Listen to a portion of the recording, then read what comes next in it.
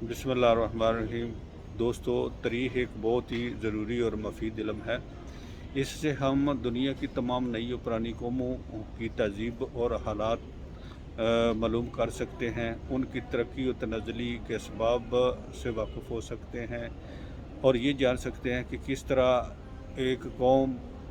जो है वो इज़्ज़त के आसमान का सितारा बनकर चमकी और किस तरह दूसरी कौम जो है वो ज़िल्लत के मैदान की राख बनकर मुंतशिर हो गई।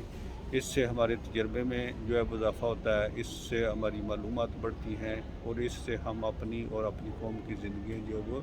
शानदार और खुशगवार कर सकते हैं। तो आज मैं डेनमार्क की डैनिश कौम की बहुत सी खूबियों में से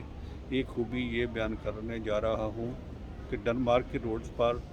एक्सीडेंट की शरह जो है वो ज़ीरो है और उसकी वजह जानकर आप हैरान होंगे और कानून के तालिब इल्म मानने के लिए तैयार नहीं होंगे कि डेनमार्क के रोड्स पर जो स्पीड लिमिट मुख्तस की गई है, जो उससे बव ड्राइविंग करता है उसका लाइसेंस जो है वो ज़ब्त कर लिया जाता है, रिवोक कर दिया जाता है और वो गाड़ी जो है वो ज़ब्त करके नीलाम की जाती है और वो रकम जो है वो कौमी ख़जाने में जमा करा दी जाती है और ड्राइवर को 3 साल के लिए बैन कर दिया जाता है और उसको जुर्माना भी होता है और फिर 3 साल बाद उसने दोबारा टेस्ट देना है। अगर वो पास कर ले तो उसको लाइसेंस मिलेगा, वरना वो लाइसेंस से महरूम हो गया। तो जिसकी वजह से डेनमार्क के रोड्स पर एक्सीडेंट बिल्कुल आपको नज़र नहीं आएंगे, कोई खून खराबा नहीं नज़र आएगा। तो मेरे दोस्तों, मैं ये इसलिए बयान कर रहा हूँ कि अब हमारी बदकिस्मती के हमारे प्यारे वतन पाकिस्तान में कोई एक काम भी जो है वो ऐसे नहीं है कि जिसकी मिसाल दी जा सके।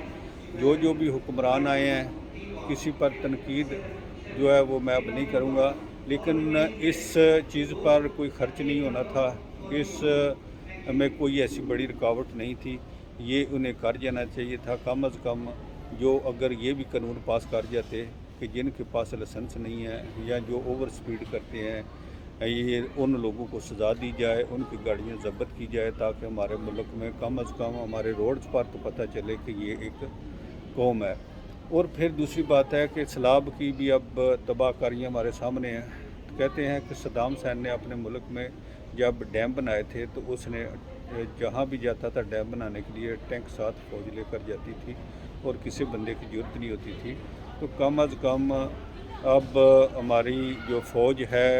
या जो हमारे जो सियासतदान हैं, इन्हें भी खुदा का खौफ करना चाहिए कि अगर फ़ौज को ये इजाज़त देते या कहते तो हमारे मुल्क में भी डैम बन सकते थे और अभी भी बन सकते हैं, अगर ये पाकिस्तान में वो जो है वो उसको महफूज करना चाहें। तो आज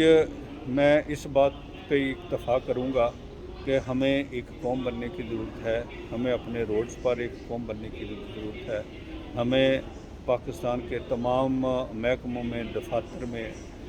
हर जगह एक कौम बनने की ज़रूरत है। अल्लाह ताला हमारे हुक्मरानों को तौफ़ीक दे और कौम इस तरह ही बनती है कि जिस तरह डेनमार्क में कानून जो है वो बना है,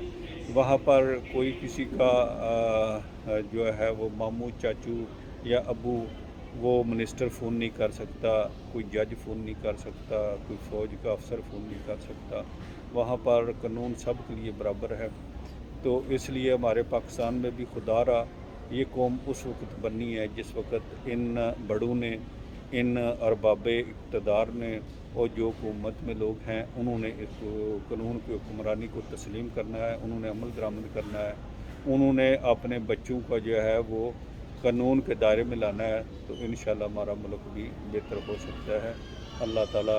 आप सब का हामी नासर हो। मेहरबानी।